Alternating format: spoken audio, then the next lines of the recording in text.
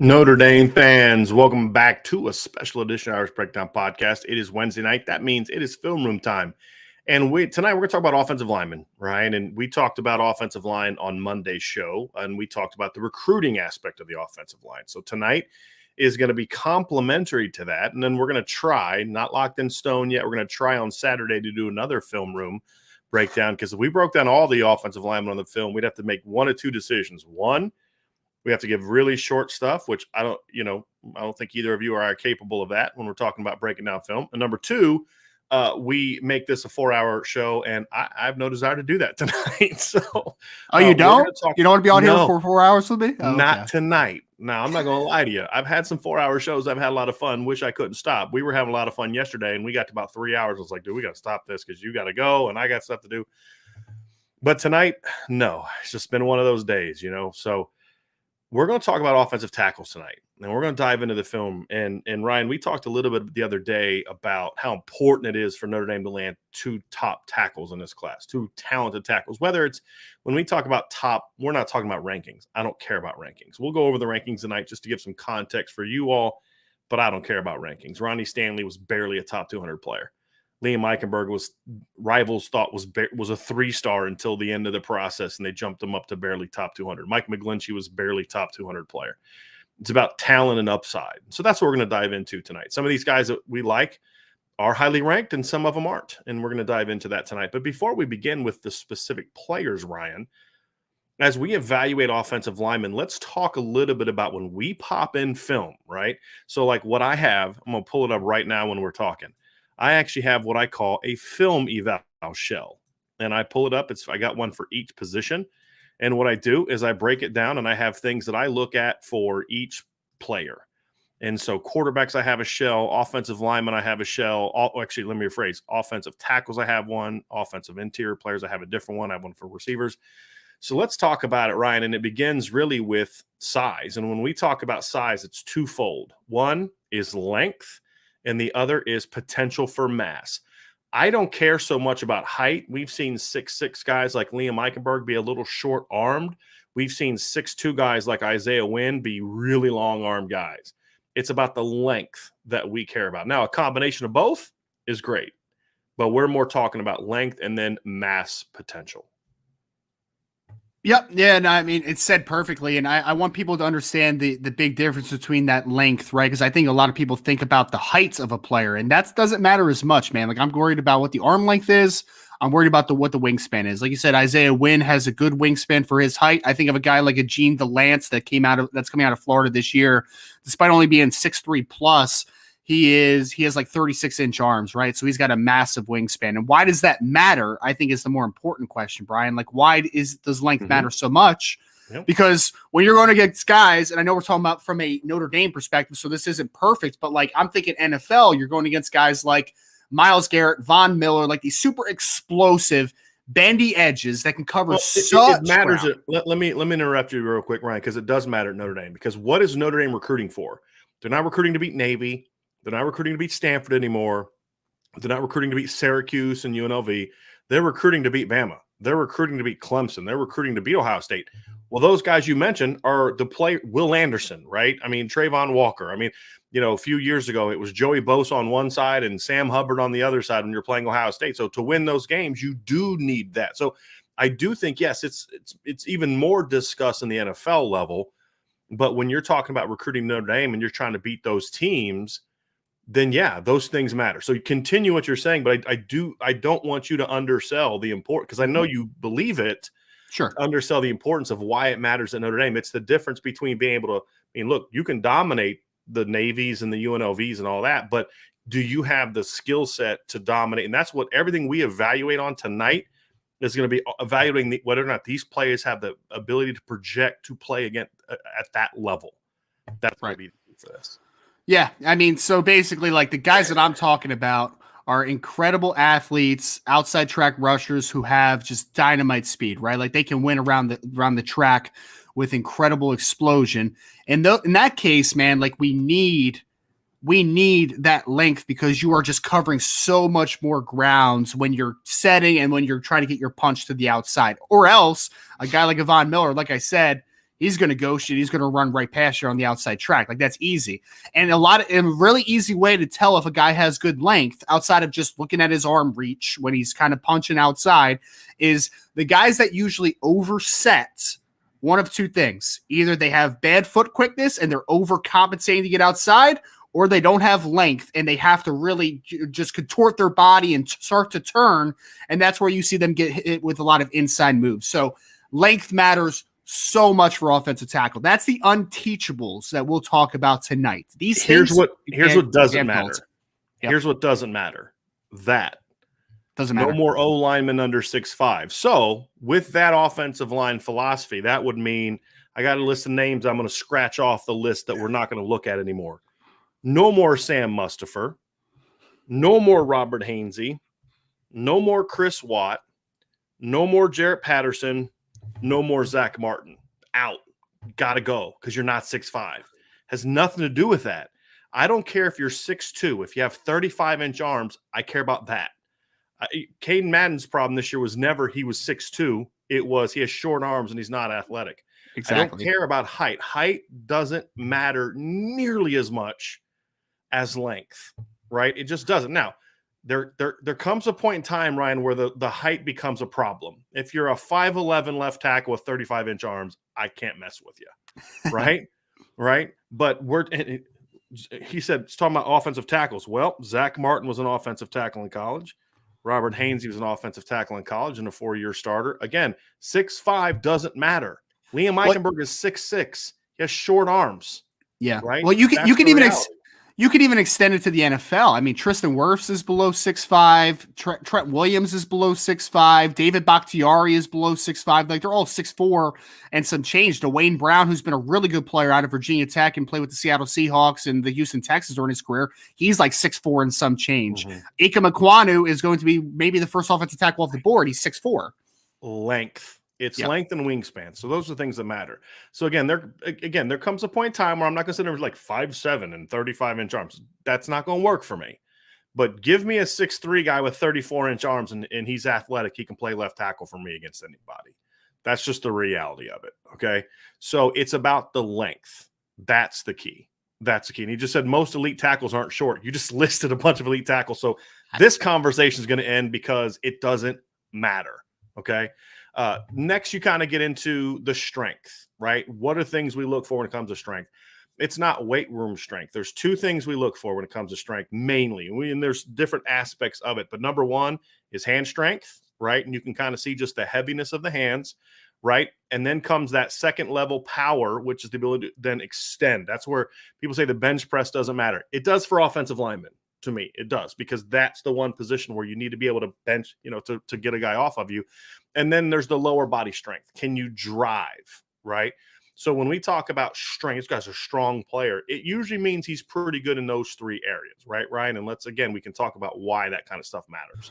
Yeah, no, we can. I mean, that's one of the there's really two things outside of the unteachables that I grade most for offensive tackles. This is number one. Core strength is my biggest thing, right? Like, I need that strong core. When you deliver a punch, defensive linemen need to feel it, man. You need to be able to jolt. And then especially when you're working outside track and a guy puts his foot in the ground and is trying to convert speed to power, you need to be able to sit down. I think people think that that's just lower body. No, man. Like, you need to extend, sit your weight down, tighten that core, and be able to press and lock out at the point of attack. So core strength for me, and flexibility, which I'm sure we'll talk about a ton here as well. But core strength for me is essential because you're out on an island one-on-one, and there are some powerful bendy dudes outside that are just going to drive you back to the quarterback if you don't have it. So you get into athleticism, there's a lot of things that go in there. This is just pure athleticism. This isn't technical aspects of it. It's obviously burst off the line. It's foot quickness, the ability to not see. Some guys have really good foot quickness out of their stance, but then it comes to the flexibility part, because if I'm quick out of my stance, but I'm really heavy, tight hipped or I'm heavy footed and I plant and it takes me a while to then redirect on a double move, I lack the quickness to really play that position at a high level. So it comes down to initial quickness. It comes down to we don't really talk about speed. It's more about quickness. Can you bend That's another athletic trait. We use the expression, knee benders versus, I don't know if younger people use that, Ryan, but us old heads do. Knee bender, waist bender. You want a guy that's bending at the knees, not at the waist. Some guys just aren't real good at that. They're just not flexible. Balance is very important. And balance is important because if I'm coming at you and we're hand fighting and you give me a good shot in the arm, I need to have that not only strength, but the balance to recover and quickly get back into the fight.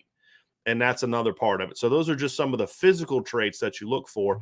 Now, in some offenses, speed is gonna matter a little bit more, short area speed. So if you're an offense that pulls and traps a lot, if you're an offense that gets on the perimeter a lot, there is a level of short area speed that I need to know that you can get out there quick enough. But then when you're out there, can you bend? Can you move? Can you redirect? All those kind of things. So there is a level of short area speed that matters. It's just like when we talk about linemen, I still don't understand why they have linemen run 40 yards. Have them run 20 and give me the 10-yard split and the 5-yard split, and that's all I really care about. I only need 10 yards, to be honest. I don't even need to see I guess we could talk about the I go you know why I say 20? Because I want a guy to accelerate through the point that I care about. That's fair. My thing. I don't want him like dipping his head to kind of find out, see when they get to the finish line, they all like kind of do that little track thing. I don't care about that. So I want him running beyond the point I care about. So have him run 20, then give me the 10 and the 5 times. That's all I care about at this point in time. Yeah, and if I could add on to just a little bit of the athleticism side of things, I mentioned before flexibility was a huge thing for me. It's so important at offensive tackle because guards, for the large majority, because you're always going to see some freaks inside where you're just like, that dude is just a silly athlete, like an Aaron Donald, for instance, right, on the NFL level. But a guard, for most part, you're going to play against a guy that doesn't redirect as quickly as would an edge rusher, right? But when you're facing up against a guy, again, I'm going to use Myles Garrett as an example because I think he's the most freaky athlete in the NFL right now at the position. He could change direction and hit an inside counter in a blink of an eye. So that flexibility is what I'm talking about, because the one thing that I want people to understand is that not every rep is going to be perfect for an offensive lineman. You're not going to hit that kick slide, be at perfect depth, be attached, and just be able to mirror, and you're done. So there's going to be some times where your body gets contorted in bad positions, but the flexibility you have to kind of reposition yourself and then anchor, that is so important because it is not always going to look pretty. The expression I like to use, Ryan, is can you get back in the fight? Right? That's the big thing. If you get knocked off, if, like you said, the rep's not perfect, he gets under your pads, can you recover? Right? Can you anchor? Exactly. Can you get his hands off of you? Do you have that strength to do that? Can you redirect? Those type of things? I think that's all part of that athletic package. And that's also why length is so important too, Ryan. And there was a question up here that I wanted to get to about that. Tommy Guns asked, in terms of length, what is good, medium, and bad wingspan? If you can kind of give that number. But that's another reason why, because you'll see it all the time with a really long lineman. Like you'll see Ronnie Stanley do this in the NFL. He did it in college, especially early in his career. Ronnie's footwork was not great early on, 13 and 14. Got a lot better by 15. But in 14, there were times when his footwork would get him in trouble. And he would come out and the guy clearly had him beat off the edge, but he was so long that he could still get hands on and then recover, right? And that's another reason why that length is important. It's not just about when we're coming direct hand-to-hand combat, can I keep you off my body because my arms are longer than your arms? Think about when if you had a younger sibling or somebody else and you mess with them, you put their hand on your hand on their forehead and they're just swinging and they can't get to you. That's length, right? Like that's an arm reach advantage. Similar principle, but in a more grown-up way. If I got my arms extended and you can't get to my chest, I'm going to win that battle, right? And that's why when we get to technique, being able to play inside, we're not going to spend a lot of time on technique because that's a teachable thing, right? The film breakdown we'll do is more so on the unteachables. Sure. Right. Doesn't mean that they can't be improved, but you're not going to go from a 4.9 40 to a 4.4 40 if you're a receiver, right? You're not, because my technique got better. Yeah. But that's again why the length is part of that. It's ability to recover. And like I said, I like to use it. We used to say this all the time as a coach, get back in the fight. You know what I mean? Sure. And it's that principle of, because every single play for a lineman is a fight. You stand next to offensive linemen competing and it's a fight. It's a battle. If offensive linemen did in public what they do on the practice field, people are like, those two dudes are brawling. And that's what people would say. Yep. Right. So that's the ability to get back in that fight. And so that's why length is so important. Balance, foot quickness. That's why strong hands are important, because it's really hard to do that without strong hands. Because like you said about Myles Garrett, and it's one thing, you use Myles Garrett, I'm going to use the same school, but an older guy, Von Miller, his hand, he was never a super big guy, but his hands were really strong. And when he got his hands on you, you were done, unless you were one of those few elite linemen that either you could out length them or you could really had those strong hands. So most really elite offensive linemen have pretty fast and heavy hands. That's the other thing too we didn't talk about, Ryan, when it comes to athleticism. It's not just length and heaviness. You got to have some speed. If you're a plotter with your hands, just like you are with your feet, then you're going to lose that, because I may have longer arms, but he's going to get his hands into my chest before I can get my hands on him. Exactly. And so that's another part. I really like to compare line play to boxing. I really think it's one of the more appropriate sports correlations, right? Because it's not just about having, if you're a heavy puncher, but you're a slow puncher, unless I suck, I'm going to be able to kind of get out of the way of those punches, right? It's the ability to combine the hand speed, hand power, agility, balance, the ability to kind of get knocked off, but then get back in the fight, all those things. That's why I use a lot of boxing terms when I'm explaining offensive linemen. No, I love it. I love it. And I think you see a lot of offensive linemen now in the NFL. Like they do like the boxing stuff in the offseason now. Like that's the hand-to-hand combat. I think everyone just thinks of Aaron Donald doing it with the knives and everything, which are fake, by the way, but still a good talking point. I mean, to Tommy's question real quick, Tommy, just for like NFL standards, the arm length thing used to be 34 inches was kind of the cutoff. Now it's kind of gotten a little less. Like teams will kind of accept 33 because now we see guys like Rashawn Slater last year that only had 33.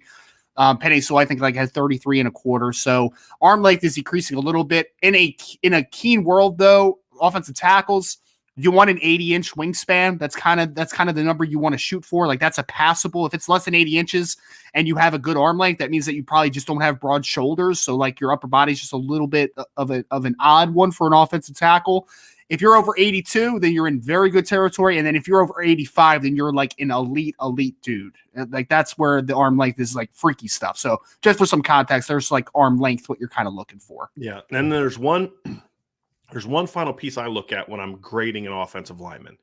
And I like to use intangible grades, right? And one of the reasons that I look at that and that's important to me is intangibles for an offensive lineman, positional flexibility, right? That's an important thing that's going to factor into your grade. It's kind of your competitiveness, your motor, like some of those things that aren't necessarily about athleticism, but it's about your compete level. What's your compete level like? And then the other one for me that's really big for offensive linemen is injury history. I get real nervous about linemen that come into college with multiple injuries, because then you kind of wonder, like, can he handle how big he is or the physicality of it? So those are the final pieces that kind of go into the grade, but not those aren't the compete level thing we'll talk about tonight. But when it comes like the injuries and some of those other things, production, we won't focus as much on that tonight. So you ready to get rocking and rolling, Ryan? Let's Got do anything it. else you want to kind of add about kind of what we're going to be looking for tonight? Some of it we'll kind of have our memories fresh as we're going through each kid. No. I mean, I think you set it up perfectly. We're not as much talking about technique, because technique can always get better. We're talking about the traits that we think will allow some of these players to potentially play offensive tackle. That's why we kind of had that little breakdown of what's important for an offensive tackle. So I think you nailed it perfectly. So, Ryan, one thing we like to talk about when we do our show is when we are doing questions, we want to make sure we're getting people's names right. Well, that obviously also applies to making sure that we're saying things about players and getting their names right. So the player that we're going to first talk about tonight has a name that I've been pronouncing incorrectly for a while. I've been trying for the last 3 hours to figure this out, and I finally got 2 people that finally responded to me. So it's Charles Jagusa. Okay, I've been saying Jagusa. That ain't it. It's Charles Jagusa. I've been saying it wrong too, so yes, you're not alone. You're not alone. I take full responsibility for this. This is a very talented young man, top of the board kind of player from Bishop Aleman in Illinois, listed at 6'6", anywhere from 285 to 295. From a recruiting ranking standpoint, he is ranked as a 5-star by On3 Sports and the number 7 player in the country and the number 1 offensive tackle in the country. He's also ranked number 63 by 247 Sports, which for me is a little bit closer to where I have him right now, just because of the technical aspects, which we'll get into. But from a ceiling standpoint, as we mentioned on Monday, he's a top 25 player for me. He's ranked 71 by ESPN. Rivals has him at 118. That's definitely too far down, in my opinion. He is a top 50 to 75 type player right now with 5-star upside, Ryan. So this is a very talented young football player. Yeah, and I think he's a player where he's so talented in multiple areas from a power perspective and from that length athleticism perspective. Could be an offensive tackle, could be a guard. I think this kid's ceiling is so high because I think that he profiles so well to multiple positions. Like I think he could be whatever his body tells him he could be. Like he could be also as good where as he wants. the nice thing about guys like him, Ryan, too, is you can get there's 4 places I think he can play if there's an opening. Right. And that's the thing is like, okay, let's just say by 2024, he's ready to start. But Notre Dame's blessed that Blake Fisher and Joe Walt decide to come back. You know, like, well, guess we're going to have to wait another year to get Charles in the lineup. No, you slide him inside the guard and you let him play guard. And that's what Alabama did with Evan Neal. I was talking to a friend of mine today, and he's like, hey, Evan Neal, number 1 pick. And I'm like, maybe. I mean, it's not a – there's several guys that could go number 1 because it's not that kind of elite top of the – I said, but look, the interesting thing about Evan Neal is the kid played left tackle for 1 year. He played guard, then he moved to right tackle, played right tackle in 2020, then moved to left tackle this year. And so you talk about that, like Alabama could move that. He played a different position every year because that was the position that would allow him to get on the field the fastest and allow them to figure out what their best 5-man rotation looked like. Having guys like that is huge when you can do that. And Charles is that kind of player. Yeah, no, I think so too. And I mean, they even did it also with like Alex Leatherwood. I don't think he played guard, but he played right tackle, moved over to left. We've seen Notre Dame do it with guys like Mike McGlinchey and Ronnie Stanley in the past as well. So the ability to play multiple positions. Who was the kid in 2012 that he played like center, guard, left tackle? He started for him in 2012. I'm trying to remember what the kid's name is, but he was a really good offensive lineman. Notre Dame tried to recruit him for Alabama that Alabama had. Oh, Barrett Jones. Barrett Jones. Yes, yeah. Barrett Jones. He was like that. He started at center at one point in time in his career, started at both tackle spots at one point in time, played a little bit of guard. It's great to have that. And like you said, Charles can be that kind of player. So let's dive into the film of Charles Jagusa here real quick, and we'll get rocking and rolling. We don't need to see us. We're going to get the whole thing out here. So let's dive into this film and really talk about him. You're going to see him at right tackle. We're going to let the first play go through, and then we'll go back and look at each play. You can see the length there, Ryan. One of the things I look for when it comes to length is I want to see a guy that when he's in his stance doesn't have to drive his shoulders into the ground. And obviously he doesn't do that. You see a really nice base. Now, this is the thing that I think sometimes can cause people to miss the boat a little bit on Charles. This right here, he gets beat outside. He's so strong and he's so powerful that he still beats this kid up, right? Yep. I love that leg drive. I love that power, right? His length helps him recover. Against Isaiah Foskey, he's beat here. Isaiah's getting off that block and he's getting to the ball carrier. That's a technical thing. That's something he's going to have to work on. That's a footwork problem. But I like the quickness. I like how he keeps bending. This is talking about bending at the knees. That's what this is. Right? He's not lunging. He's not leaning. And I love that he keeps driving his feet through contact. Yeah, and you would expect him to have good knee bend and that type of pad level because he's a wrestler, right? Like that's all they do is just stay in that crouch position, that power profile all the time. I agree, Brian. I mean, like you see it here, right? Like sometimes his feet stall on contact a little bit. That's a technical issue. In that reach block that you showed to begin with, it's just, his angle to where he's attacking on the defender just isn't great. But you see the ability to recover where that length. I mean, this kid is he's not missing any length, man, and he is a nasty dude. Like you see once he gets inside, there's a lot of natural power there. Look at these hips. I want everybody to look at these hips on contact. You see him like this is the wrestling background. That's where you want to know why a wrestling background can help you. It's that right there. It's that exploding your hips through contact. When he down blocks, you see him move his feet better. It's like the lateral stuff, the pass blocking. That's when you see him tend to get into a little bit more of that, that stopping his feet and getting a little bit taller. He is a strong young man, though. Sure is, man. And he doesn't play like nasty.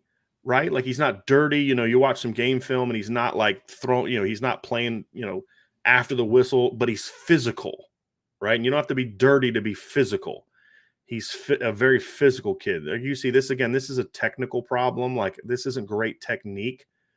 He's holding, his hands are outside. I don't care about that. And neither does Harry Heastand, because that's what Harry Heastand will coach him to do better. But you see the size, the length. Just a lot of natural power there, man. There's a lot of, you already talked about the hips a little bit. He's got a lot of power through those hips. You can just see him kind of roll through contact with that lower body. That's a pretty good sized kid he's going against right there. And he just manhandles him. And I love look at the base, Ryan. This is why Ryan thinks he's a guard.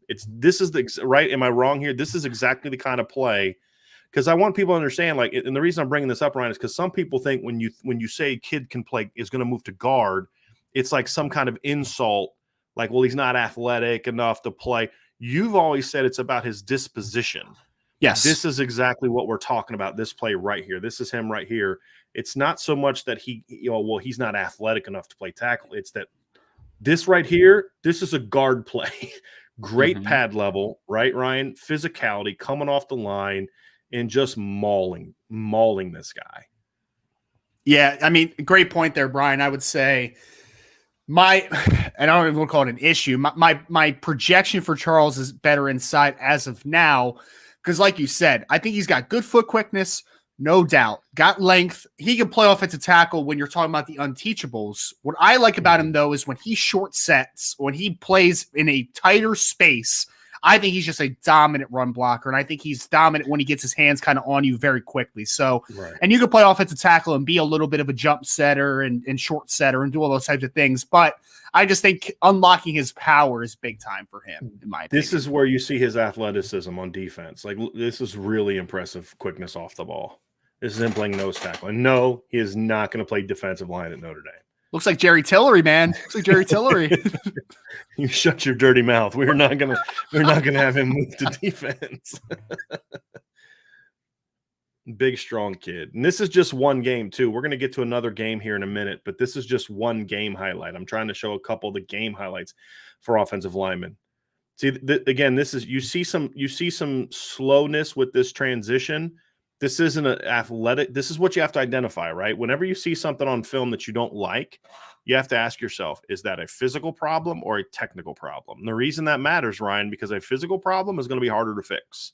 Yeah. A technical problem is not, if you have a good coach, and Notre Dame has that now. Yeah, I mean, he's just like, let's be honest there. Like, it's a lazy set because he's just such a good athlete that he can redirect so easily. And that's why I think that the future may be inside, because just look at that power, man, in short, tight spaces. Like, I want to see him short set at time, because I think it's just dominant. That's a nice play here, again, as a nose tackle. Again, look at this quickness off the ball from here. He's the nose tackle here, folks. So I want to make sure I point this out. He's right there at nose. Had a nice little swim there, too. A nice little swim. Yeah. Yep. You see that. This is the thing. There's some of the more athletic things that I see are going to be on defense. That's the interesting thing. Yeah. Well, I mean, let's be honest. On a high school team, it's a lot easier to just play with not the best technique on the defensive side of the football and make plays just because you're just such a good athlete, you know? Right. Yep. We'll get to some more here. We got some more game film of Charles. Let's get to that. This first play is him on defense right here. So they're actually white in this uniform. I've always say this, kids put stuff on film that you're like, that's not a highlight. But what I do like about this play, though, the thing I do like here is, Ryan, is you see his ability to play with good pad level.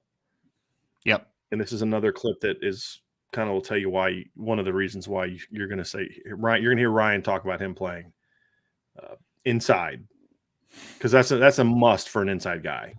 You can get away with being a little bit long or tall, or not having a great pad level tackle. Can inside. Notre Dame's not recruiting the quarterback.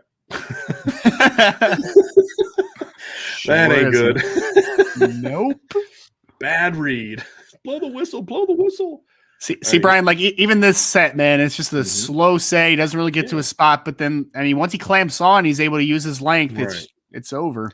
The thing, and that's the thing, that reason I brought up what I brought up too earlier, Ryan, is, and here he is at right tackle, is you have to identify, is this a physical, is it a slow set because he's not quick? He doesn't have good lateral quickness, which is sometimes happens. There are guys that are really athletic in their vertical burst, but they don't have good lateral quickness. And that's something you have to identify and you have to answer.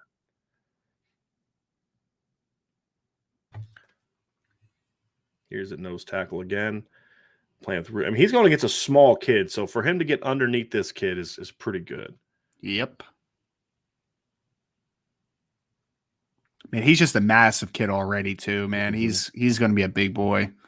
He's a bull. I mean, it's a bully move right here. Here's a nose guard, right? He's going to be right about, come on, right about here. This is an impressive play. It's just bullying people. And again, he's not going to college and playing nose tackle like that because of, Coleman earlier was asking about, level of competition. And my comment has always been about level of competition is more about the evaluator than the player. You're 6'6", no matter who you're playing against. You're a 4'4", no matter who you're playing against. You're 285, no matter who you're playing against. Those type of things. I see somebody in the comment section, man. Like, if he wants to play both sides of football, I would entertain it.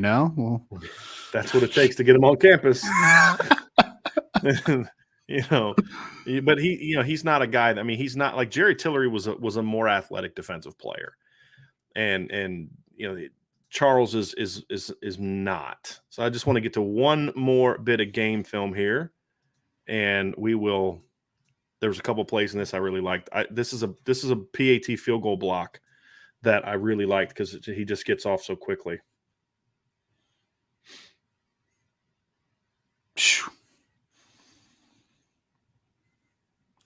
Yeah, there's definitely not an absence of athleticism here. No.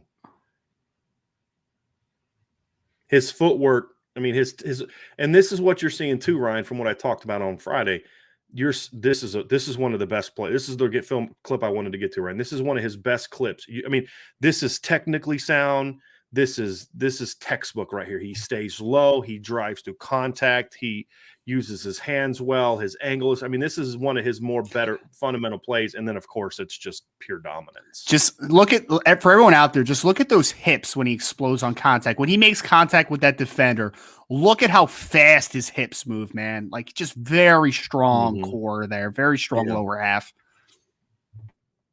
This is a little better pass set, Ryan, but this is an example of what I say is I don't think the kid knows how to pass it. They don't throw at all, as you can see why. This is why their quarterback just throws it up to whoever. Right? It's so bad.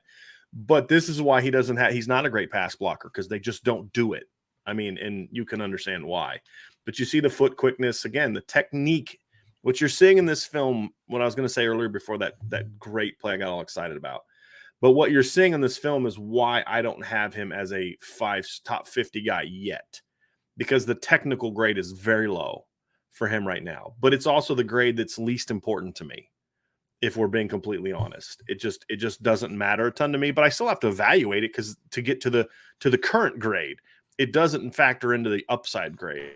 The upside grade is all about the intangibles. Not the intangibles, the unteachables that you like to say, which is a phrase I'd never heard of till I met you, and I really love it. It's a really, really good phrase. But that's what the upside grade is all about. It's the unteachables. So that is some game film of Charles Jagusa. I'm going to have to, hopefully I don't say that wrong. I want to get it right, so I'm going to try to really say it. But, Ryan, this is a big, strong, physical, talented kid. And it's easy to see why Notre Dame is so high on him.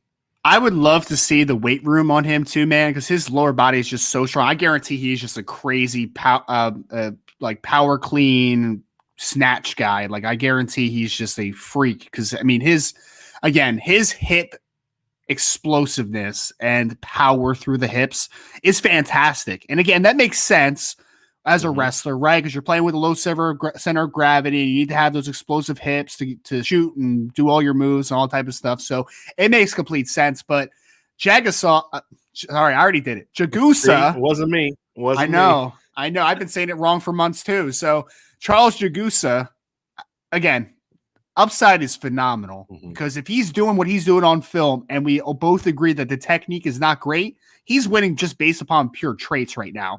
So imagine, again, if he lands at Notre Dame working with a coach like Harry Hiestand, I mean, upside, I mean, the ceiling is the roof in that situation. Yeah. No question about it. Next guy I want to talk about, Ryan, is to me the best arguably the best pure tackle on the board. I don't think it's arguable because we've talked about this. I think Jagusa can be a tackle, no question. I don't know if I'd call him a pure tackle. He's more of a right tackle, power player, type of guy. I feel that Jagusa and Samson Okunlola are very similar. I think Okunlola has more left tackle potential, but he is more, again, he's a guy that could also be a right tackle power player. I think as far as a guy that's just the best pure, put him on the edge, Ronnie Stanley type of player. We're going to do a comps article here over the next few months, and we're going to make kind of comp stuff more part of what we do. Just for fun, like it's just fun to do.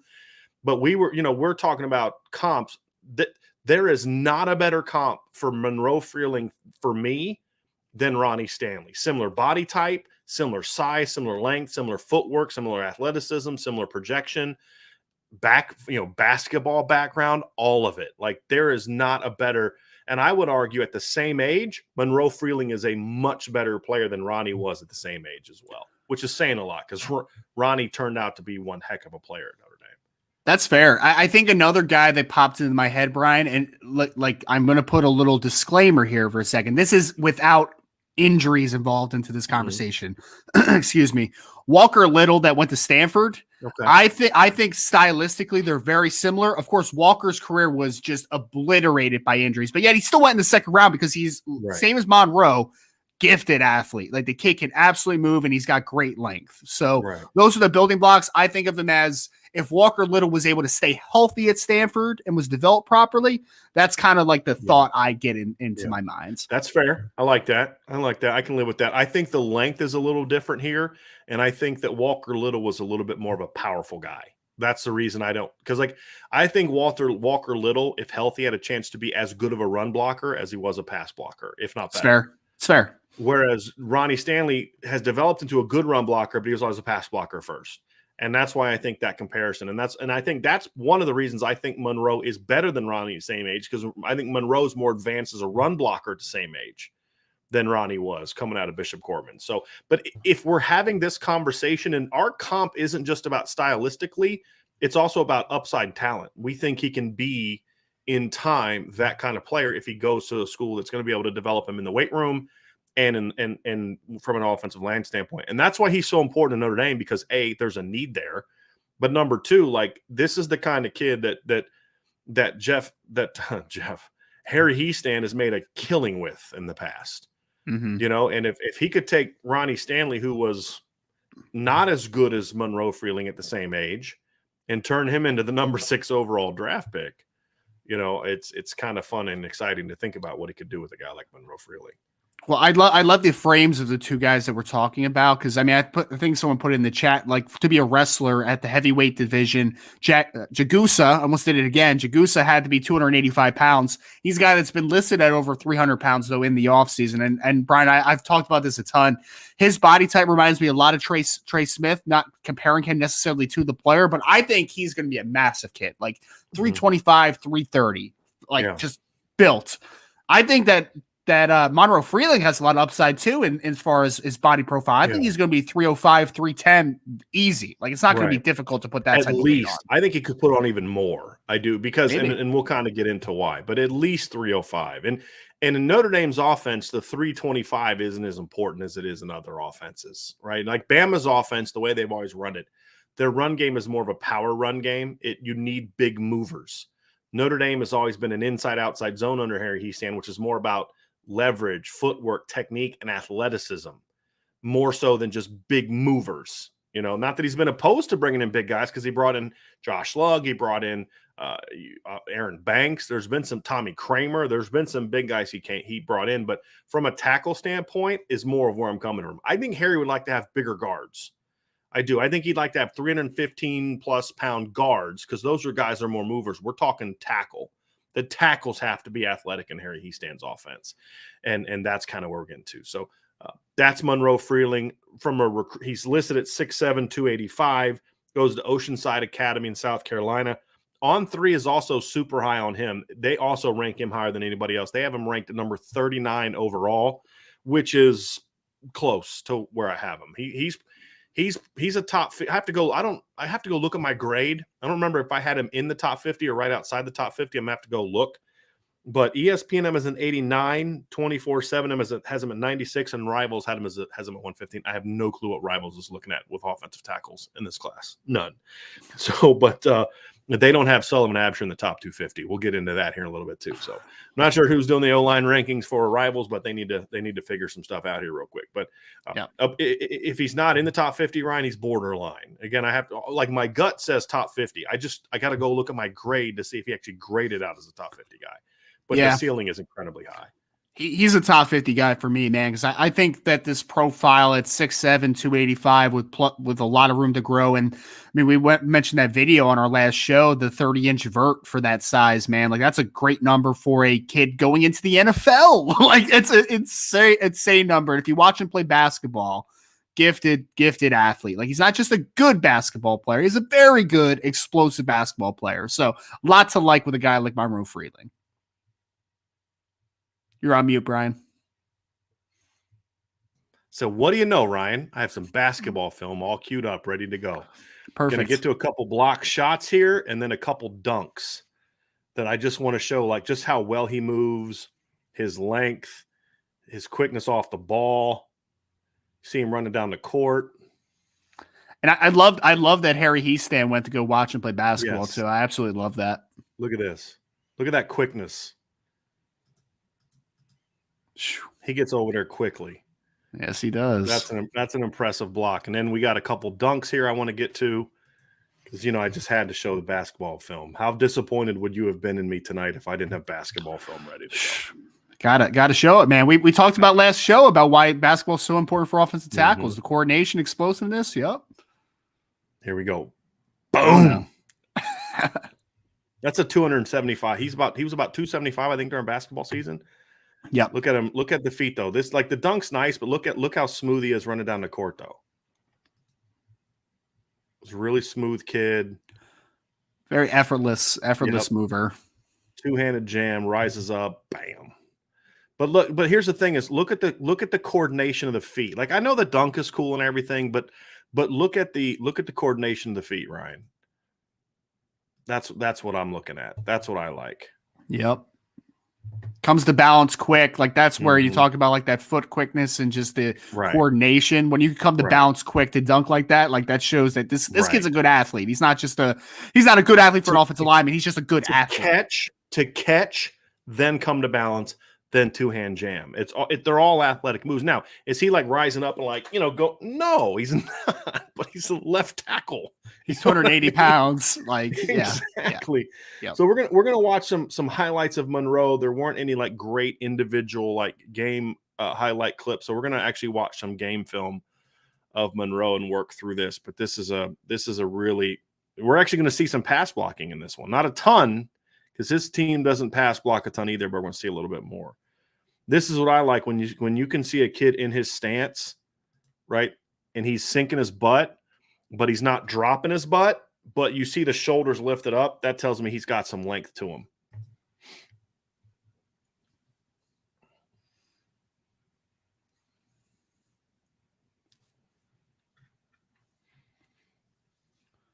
I mean, like, Brian, of course it's, like, unfair, right? But, like, that acceleration at the end there, that again shows me just how explosive his lower body is, man. Like, he puts the kid on skates and he finishes because his lower body is just so darn explosive.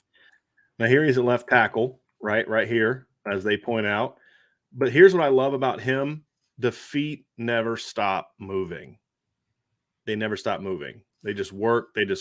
Now, I do want to see him work on his pad level a little bit at times. He does get a little tall, but the feet they just never stop moving. I love his feet. Just drive. You see some power there. Like, when I first heard about him, and I hadn't watched his film yet, I heard he was a basketball player. Look at that length. I heard he was a basketball player. I was like, okay, he's gonna be, maybe probably a finesse guy. Nope, not No, at all. he's not a finesse guy. Not a finesse guy. No, he's got to get a lot stronger, right? When weight room and all that, but like he is a tough get after it kid. I like this. This is a good technical grade. His technical grade was much better than Charles's because does a great job here as he comes off the ball. He keeps his hips square, right?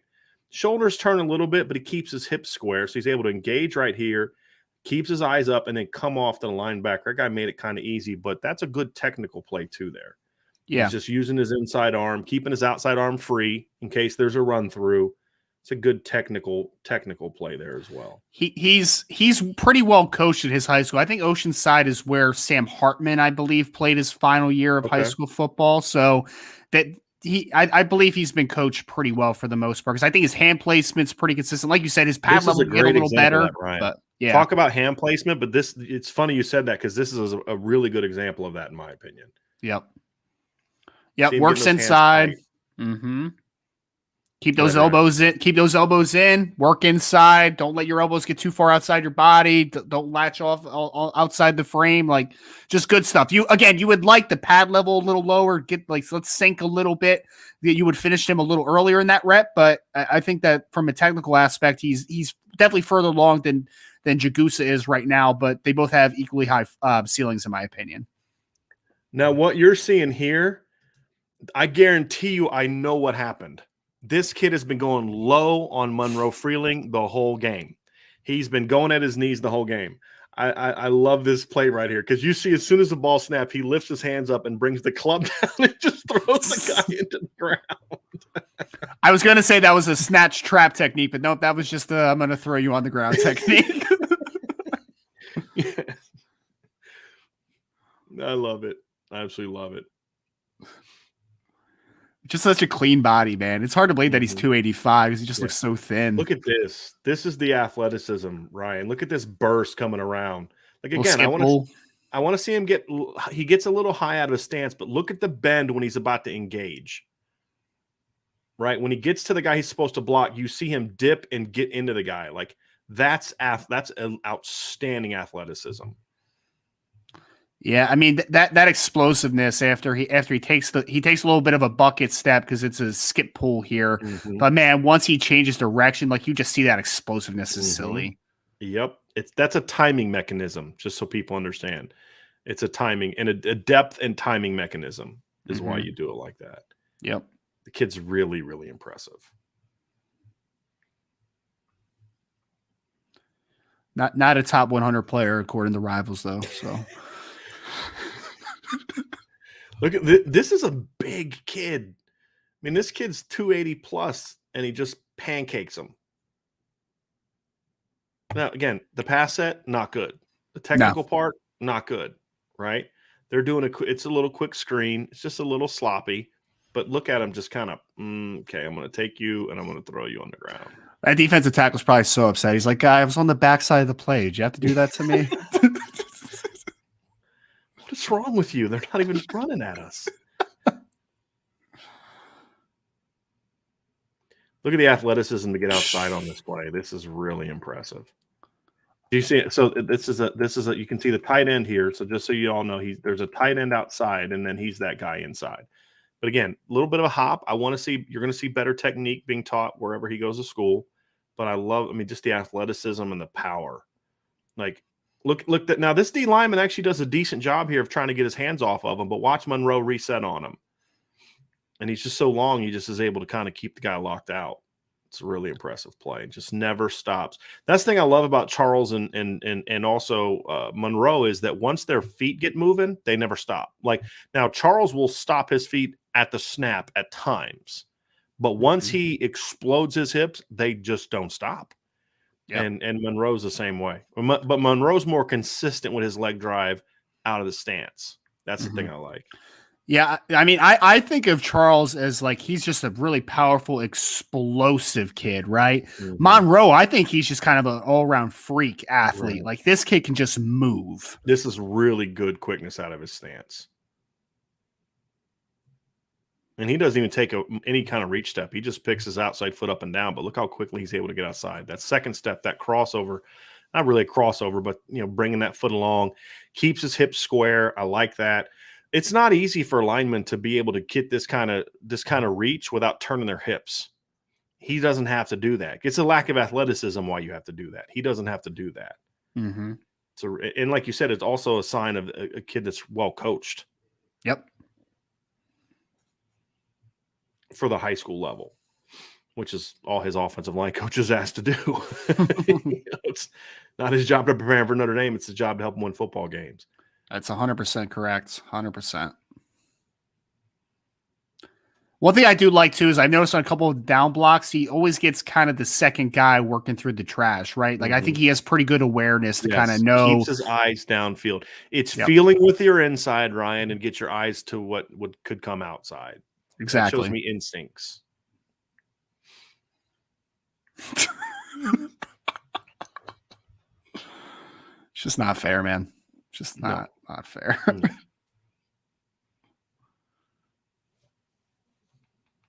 This looks like sophomore film, actually, or maybe it's a scrimmage. Okay, first of all, anybody else know that referee is huge? Oh, that's a big referee. That guy's, look how tall that guy is. Like Monroe Frailing 6'7". He doesn't look as tall as that guy. It's the biggest freaking umpire I've ever seen in my life. I would not be one to be running a crossing route in front of that guy. This is a defensive end with some length to him. Mm-hmm. Again, I do want to see him stay a little lower out of his stance, but you can see the foot quickness, though. That's what I like about this play. Yep. Eyes downfield. This is another example. He's feeling with the outside because he's got to make sure you secure the outside, but he's got his eyes upfield. He's a really instinctive. Oh, that's just mean. And he gets flagged as he should have. He should have got flagged on that. He should have got flagged on that. But I love the attitude. That looks like This looks like sophomore film to me. He looks skinnier. It's a different number, right? That looks like sophomore film to me. I think so too. I love the temperament though that he plays with because again, I think that people will assume that he's a little bit passive, but he's definitely not passive. And it's really funny because it's always the nicest guys, man. Like he's just such a pleasant guy to get back, to talk to. Always gets back to you in a reasonable amount of time. But then he plays like that. Yeah. You know what I mean? You want that. You want that kid that's just a really nice guy. Like Quentin Nelson, I remember the first time I met him, he was a freshman at Notre Dame, redshirt freshman at Notre Dame. It's very quiet. Now he's kind of grown out of that. He's kind of come out of that shell in the NFL. He's got a lot of personality, but as a young player, he was really quiet and, didn't love doing interviews and all that kind of stuff. But man, you put him on the field and whew, boy, that's those New Jersey guys, man. All about the action, Yeah, knew that was coming. And I'm not gonna lie, if it was a Virginia guy, I'd have said the same thing. So Monroe Frailing, Ryan, I mean, ranking wise, where about do you see him falling in? He's a top 50 kid for me. 39, I don't think is unreasonable. I think he has. You mentioned Charles Jagusa. You thought could be a top 25 player as far as upside. I'm there with Frailing, honestly, man. Like I think that his upside is substantial to that, but I'm good as long like top 50. I think is the right number, but I think that top 25 upside is absolutely there for me. I would say that him and Samson Okunlola, who we're not going to talk about tonight because he's not really a guy we view as a legit target for Notre Dame right now. Like they want him, but he doesn't want them. I would say that of the guys on the board, inside and outside, that Monroe Frailing has the highest ceiling of any of them. Charles Jagusa's right behind him, but I think Monroe's a bet from what we see. Now maybe that changes when Charles gets better coaching, and that's something I think we'll see. But this is why I think Charles is a right tackle and Monroe's a left tackle, because that lateral athleticism is just better there, right? Like, and they both have elite bodies, like 5-star bodies. They're both strong, powerful kids. They like you talk about the tandem they have now with Blake Fisher and Joe Walt. It'd be very similar, where you've got one guy, and I would argue that Monroe's a much better athlete than Joe Walt was at the same age. I mean, once Joe started growing into the body, but Joe's turned out to be a heck of a player. And then Charles has a lot of Blake Fisher to him, right? Like Blake's more athletic and Blake could be a left tackle, I think. But you see that power, that physicality, that ability to just drive people off the ball is very similar. And that's what I kind of like about this duo. So clearly, to me, the number one left tackle on the board for Notre Dame. Yeah, I would say so. Because, I mean, honestly, you mentioned it. Even if you wanted to count Samson Okololo on that list, I know we're not, obviously, because just kind of the information we've gotten from that end. But I think that Monroe Frailing is a better pure left tackle than I'm curious why. And I know what I mean, because Samson's a really impressive player physically, right? Like he looks the part for sure. And I know that Monroe physically isn't quite as developed as Samson is from a size perspective. But I'm curious why some more people aren't kind of talking Monroe Frailing in that type of territory. Yeah, you know what I mean? To me, I'm fine with where people rank Samson. I have Samson as a 5-star now. I think he's big. I think he's physical. I think he's fundamentally sound. He's just an elite player now. I think so. I don't have an issue with where they rank Samson. I do have an issue that they don't view Monroe as just a shade behind him now.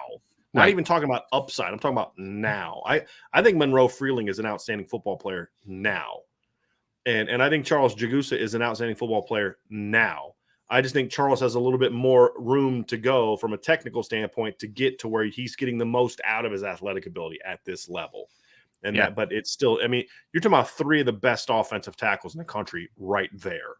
And I think it's an impressive board. Now, the key is obviously, will they get those? But we talked about that on Monday, and we'll talk about that again down the road.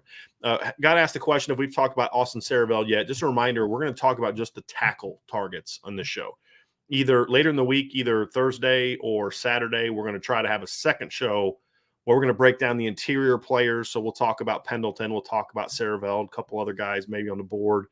Maybe look at a 2024 guy or two, and then obviously have some O-line Q&A afterwards. But we're just going to talk about the tackles tonight in regard to that. So let's get into, Ryan, the next player on the board, and that would be Sullivan Hampshire, a guy that you're really high on as well. So Sullivan Hampshire is from North Carolina, goes to South Point High School.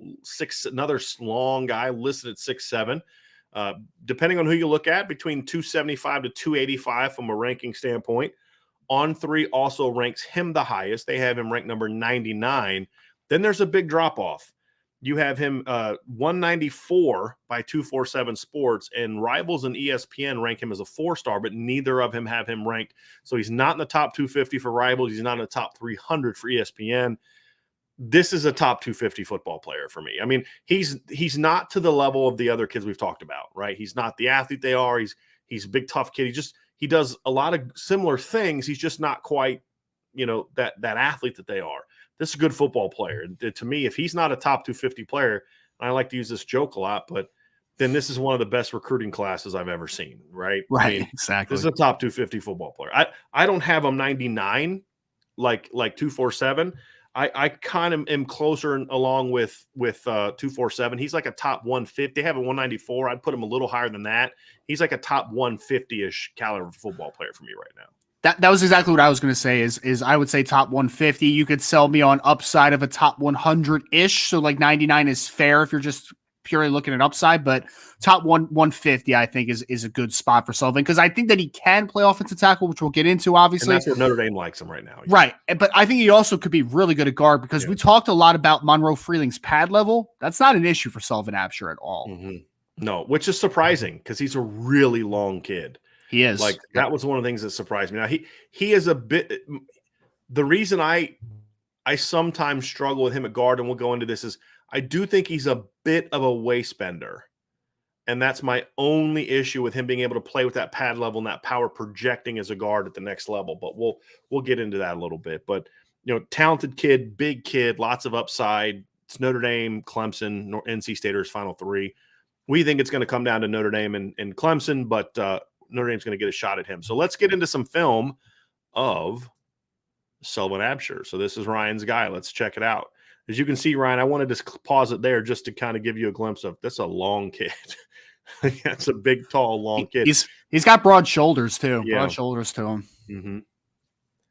Look at those splits. Those are the most absurd splits. It's like air raid splits, right? Air raid or veer, right? And then you can see this one. It's going to be veer because you see where the fullback is lined up. They're running veer here. But look how far away this down block is. Oh, no, he didn't get to that guy. I read that one wrong. But he these are humongous splits. That's really good because this is a little player he's blocking, Ryan. To get low on this kid, look at that dip. And again, I mean, one consistent thing across the board that we've seen is explosiveness through the hips. Just the explosiveness on contact there is fantastic. Yep. Shoots his hands, keeps him tight, stays low, and drives his feet through contact. He does a good job. He does a really nice job of moving his feet through contact. Really nice job of that. Those insane splits. Again, stays low. It's a good-sized kid he's going against, too. Kid reacts, and this is really nice. This shows a little bit of his you talk about, balance and foot quickness and being able to move laterally. One of the concerns about a gap like this is there's this big space for that guy to shoot through, Ryan. And this kid tries to kind of avoid Sullivan and run inside that big old gap, but he's able to redirect with ease. Watch him. He steps like he's going to step. So like, when the ball's about to be snapped, Sullivan's going to step like right at this guy, right? Can you all see that? He's going to step right at him. But this guy is going to shoot way in here, and he's able to kind of plant on that outside foot and really quickly turn his hips. That tells me that's a kid that's got some of that flexibility that you talked about, that balance that I talked about in regards to being a top offensive lineman, to turn his hips and really get good contact and drive that guy. Yep. And I think he has a really good understanding of angles, which I don't think Charles Jagusa has right now, just because he's a little bit raw in that area. But I think that when we talk about Sullivan, and it's a little bit because of the offense that he plays in. Go. I mean, he's down blocking a ton. He's working a second level a ton in this offense with those wide splits. Option offense, you have to have a supreme understanding of blocking angles. Yep. Like there's a lot of things that playing in this option offense, you're going to have to deprogram. But one of the things the coach is going to love about a kid like this is he's going to understand aiming points and angles as well as anybody that they're going to recruit. Absolutely. And that's because of the offense. So there's drawbacks to being in an offense like this, right? Like you can't really do that Notre Dame fist bump with these kind of splits, right? Kind of leaning way over. But the angles, I mean, you have to have that to play in this offense. And this is a great example right here. And the punch, though, right? The just a pop to knock this guy to the ground that way. Yep.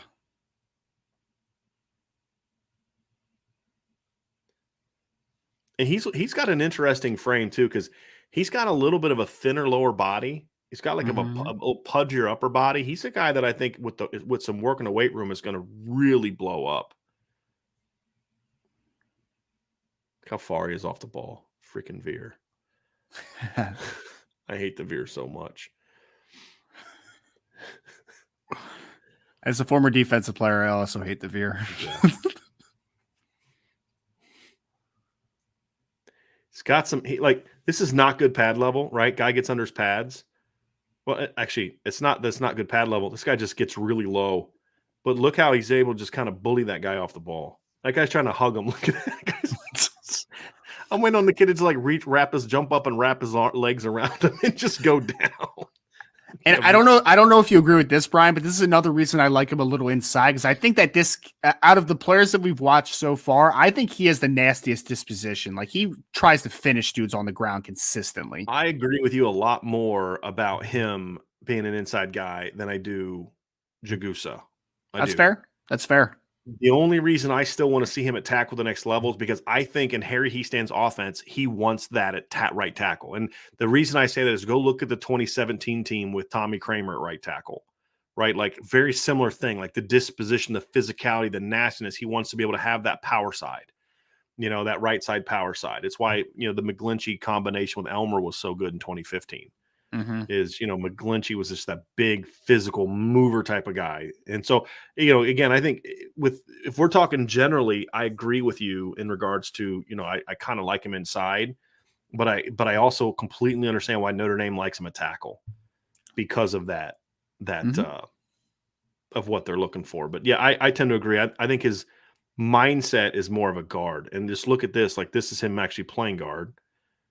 Normal football splits now, right? But he just stays low and just drives.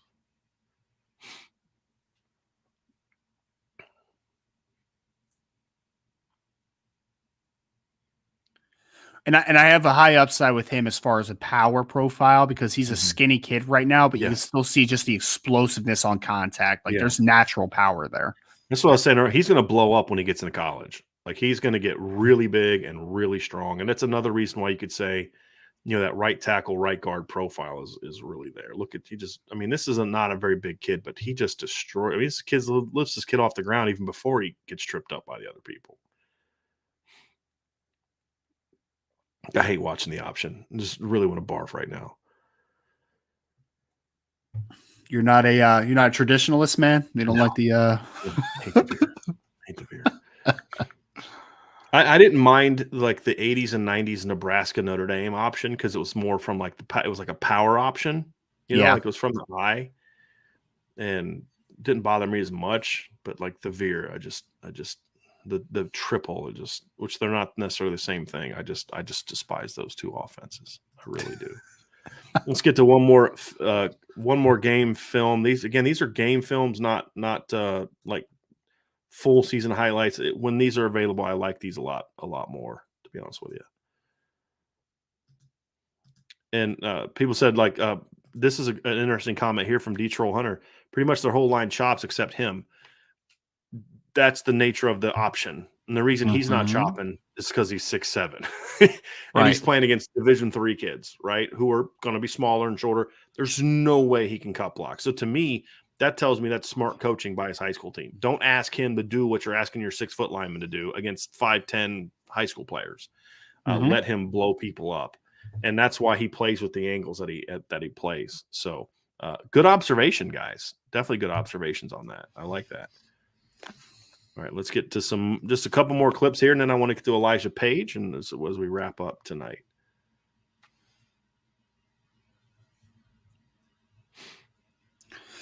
Defensive lineman needs to keep his head up, man. He's going to break his neck. No kidding. It's a good size. This is the reason I picked this game is he's going against some good sized players in this game, and he just bullies them. I mean, these kids do not want any piece of him in this game. And that's the thing I like, and you're going to see the same thing in Elijah Page. You're seeing Notre Dame get back to that style of recruiting offensive linemen.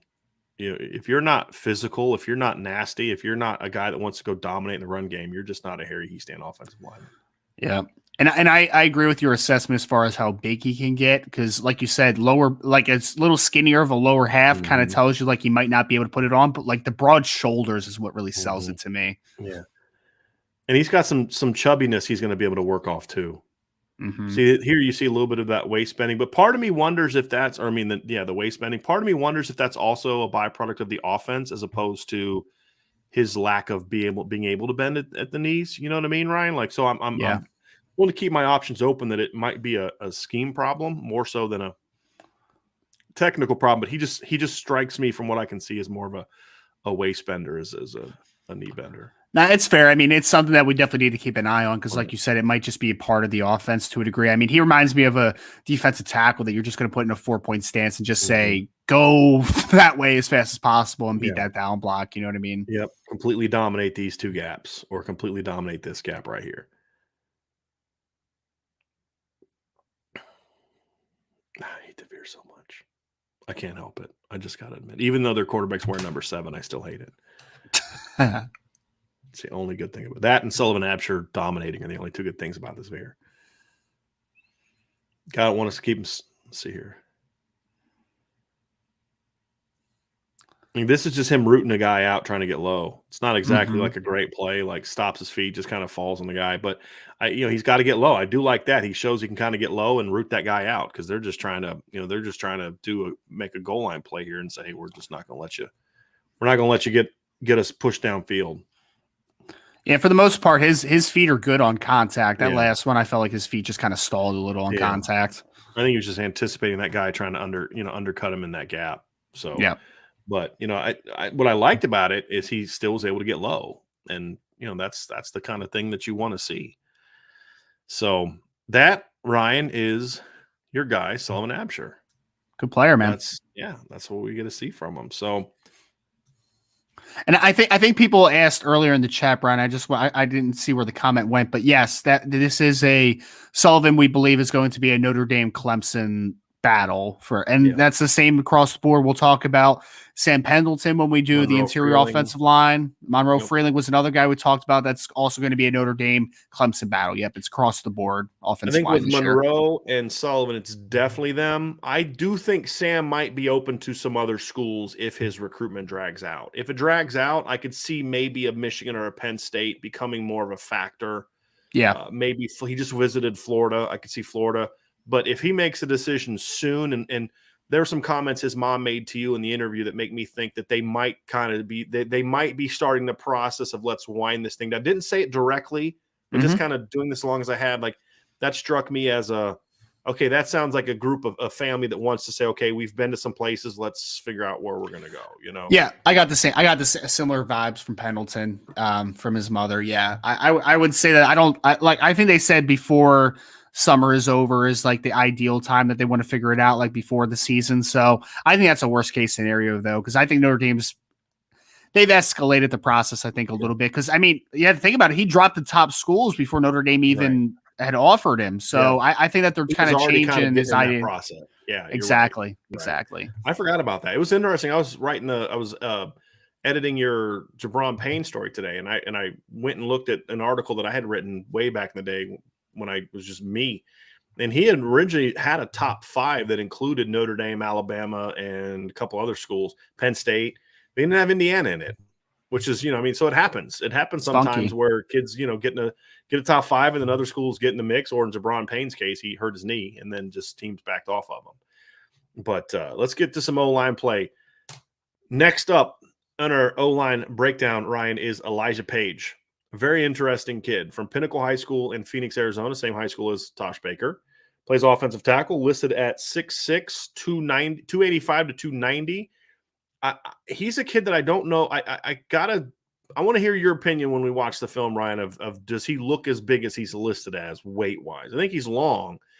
Ranked as a consensus 3-star recruit, which surprises me a little bit because when I watch this kid's film, Ryan, I do not see a 3-star recruit. No. I mean, just based upon the size alone, right? Yeah, the size athleticism combination is like, okay, I can understand he's a bit raw, but just the size, punch, quickness alone trio is just like, okay, that's at least a 4-star, at least an unranked 4-star guy, at least, in my opinion. And he plays at a very notable program too. So it's not like he's like playing at a small school in some random state. I mean, like Pinnacle is a good school. I mean, they have one of the best schools in the state of Arizona. Exactly, programs. Yeah, and he's playing with Deuce Robinson, who's the number 1 tight end in all of high school football too. So he's not being overlooked. Exactly. Right. It doesn't make a lot of sense. So let's get to this film here real quick, Ryan, and get to this. He is the left tackle here for Pinnacle. Like, I don't see 285, 290. That's the one thing I see. I see a guy that's like more 270-ish, but that's what I like right there. This quickness. That's an athletic kid. I mean, he moves really well. Really well. Not more crazy splits. It lifts up a little bit, but I like the quickness he has getting up to the edge. Is that Elijah Rushing he's going against there? What number is it? 95? Yeah, I think so. Okay. I think, yeah. That's a dang good football player right there. Yeah. out of cell points. Yep. Yeah. He's a good player, man. He's one of the top. He's like in a couple of the recruiting services for 2024, he's ranked like a top 30, 35 player. So he's a good player. Well, that's good. You get to see him against some good competition, Elijah Page, which is also fantastic. Yeah, Arizona football has gotten a lot better in recent years. Good foot quickness, good agility, good side to side. We're going to talk a little bit about him tonight. We're not going to talk a ton because he's not going to visit until June. And that's Notre Dame's fine with that. I like the compete level though here with this kid. Like, he's got a lot to learn. He's the kid of all the players in the group. He's the one that has to get. He's gonna be the one that needs the weight room more than the others. I agree. But look at this. This is what I really like though. He's got quick hands. You know what I like about Elijah Page, Ryan? like a lot of these other kids that we've looked at tonight, they're real big physical kids, right? And they will lead with their face a lot, which is, I mean, that's kind of what you sort of teach, right? But this kid plays in a little bit more of a finesse offense. He does so you see him really using his hands a lot more, which I think helps us see something. He's got really quick hands, moves his feet well. He's just not as naturally powerful as the other guys on the board, which is why we aren't like, this guy's a top 100 player like we think about the other guys on the board. But there's a lot of upside here, a lot of upside with this kid. Yeah, he's a true tackle. He's a true tackle. There's no reason to kind of project him to maybe playing inside, I think. Like this is it. If there's a kid beside Monroe Frailing that is a true tackle, I think that we talked about tonight, I think it's him. You're only moving him inside if you're just set at tackle and you want to get him on the field. I mean, that would be the only reason to move him inside. Because I would say outside of Monroe, probably just from a foot quickness perspective, this might be the top kid we've watched tonight. Like this kid can move a little bit. Yeah. And that goes back to what you said, Ryan, that natural tackle aspect of it.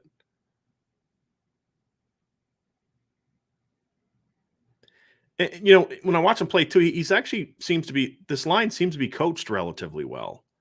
I don't know who their line coach is, but like they kind of have an understanding of what they're doing. Like they show a good feel for what they're doing, which I like. He's got to bend a little bit, you know, has a good understanding of leverage and angles and all that kind of good stuff. Working outside, using his hand to get that feel inside, lock inside, secure that inside gap, and then get outside. This is good, right? Keeps his butt down, right? Keeps a good base, drives his feet through contact. This guy backs away from him, so it forces him to lift up a little bit. But, I mean, he keeps good pad level out of his stance. I like that. I like seeing the extension there, too, at the length. Like, that's where you can kind of see it right there. Once he's able to lock out early in the rep, it's like that guy can't recover on him. No. Yeah, he's got good, solid technique. I really like how he plays the game. He's like I said, he's the kid that needs the weight room more than the others, you know? Yep, absolutely. Anton, we didn't say he's not powerful, so he's not as powerful as the other guys. And again, it's about projection, right? Because Antoine had said, he said he's not powerful. I can't tell. He drove this guy 20 years of film. He's kind of being funny, but that's where the projection part comes in, right? Like if he's playing against a 195-pound kid there, right? You're looking for that punch, that leg drive. The effort is there. The compete level is there. I really like this pass set. Yeah, that's a good kick slide right there. That's explosive out of his stance. Yeah. Patient. You see that length, though. This is what I talk about, length. Right? Like once he gets that extension, that guy's just too short. I think on that last one too, they moved Elijah Rushing to the other side away from Page, which makes a little sense. Smart. Yes. Sid asked Ryan, is he a right tackle? I think he could play either, honestly. I think I mean, you saw that explosive kick slide. Like I think that looks like a left tackle to me. Like I think he can play both.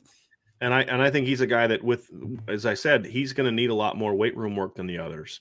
You're going to see a little bit more explosiveness come out of that too. He doesn't have quite the pop as the other guys.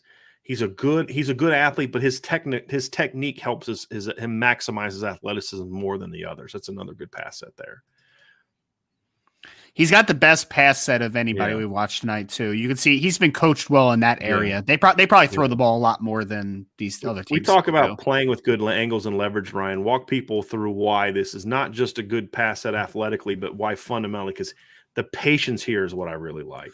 Yeah, well, you can tell that he's comfortable in his own skin from an athletic perspective because you can see that outside foot is even with the inside foot. He's not oversetting. What oversetting means basically is I have either not great length or I don't have great foot quickness, so I'm going to open myself to the sideline, and that's where usually when inside moves happen. But you can see that he remains patient. His body's in good position. He's square to the line of scrimmage as long as possible until this kid declares. Then he's just able to punch him to the outside and it's over from there. That kid has no opportunity to work the outside track, and he has no inside track either. Man, I love breaking down offensive linemen, by the way. I always tell people this is my favorite thing, man. This is my favorite thing. I don't know what the heck he's looking at here. Like he's expecting like something to happen inside. Yeah, that's weird. But good recovery though. And there you see that punch. You see him. Look how quick. This is one of the better clips on here of just the hand speed. Like, look how quickly he's able to get from outside and just shoot his hands in. You see that extension. Keeps working his feet. Was he selling the play action there? Like, I I'm don't not sure. like. It looks like he's like, oh yeah, it's run, but Yeah. nope, it's And not. Just weird. real quick, that's Anthony Lucas, by the way. Oh, nice. So the reason I'm pointing that out is he went against some dudes last year. Sure did. I mean, Hey, Anthony Lucas is huge. My God, he's a good football player.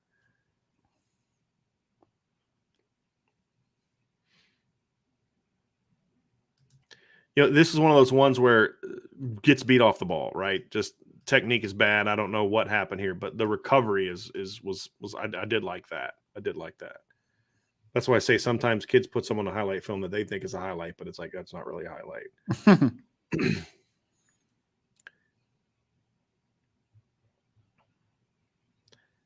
These high school programs, boy, they got like more uniform combinations than some Power 5 teams. Good Lord. They sure do.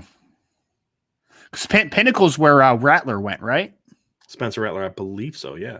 And they had another quarterback that went to Michigan.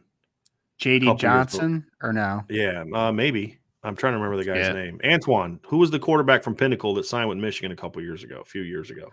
I think it was J.D. Johnson. Don't quote me on that, though.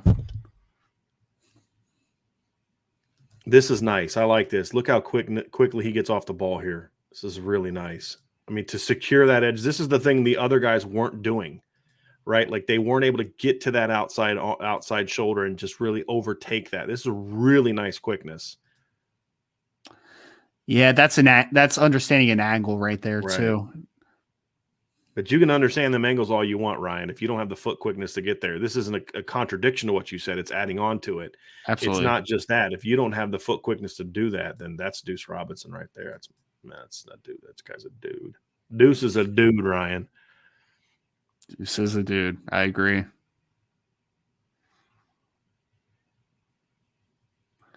Deuce is like I mean, I'm not comparing him directly, but like he's got that Kyle Pitts feel to him. You know what I mean? Right. Devin Funches, Kyle Pitts. Like he could end up maybe being a receiver for somebody a little bit. Exactly. Like a hybrid type of guy. Another good angle there. Mm-hmm. Love it. He's a patient blocker, right? Like that right there. Like look at this twist. Look how quickly he recognizes this twist and just gets outside to it. And patience always tells me, Brian, that you are a good athlete. Like that's what confident athlete. Exactly. You're confident in your ability to redirect and work in space if you're patient. Like that's when the game slows down for you. Yep. His technique's not consistently good, but he's a junior in high school. It's a pretty good idea of what he's doing. Here's another one, right? Guy tries to go inside. He handles it. I mean, I'd like to see him step a little bit. Like his step down wasn't great, right? Like I really want to see him like step with authority down, right? Yeah. Post step could be better there, right? Yep. But he sees it, right? And that's what I say is like the athleticism is there. I can, if I'm a line coach, I can coach that, right? But I need to know that you've got the awareness and that you've got the understanding of how to do it. And then look what opens up, right? Bam, look at this big hole that opens up because he's able to get that guy. Back handles his guy. It's a well-coached football team. It really is. It really is. I mean, I can tell why Coach Easton has identified this kid so quickly, too. Yeah. Like, it just makes a ton of sense. Like, even the guys that aren't, like, future Division I players, like, they had that first twist we saw. Like, the guard picked the other guy up really well, too. Like, well, it's okay. These guys know what they're doing.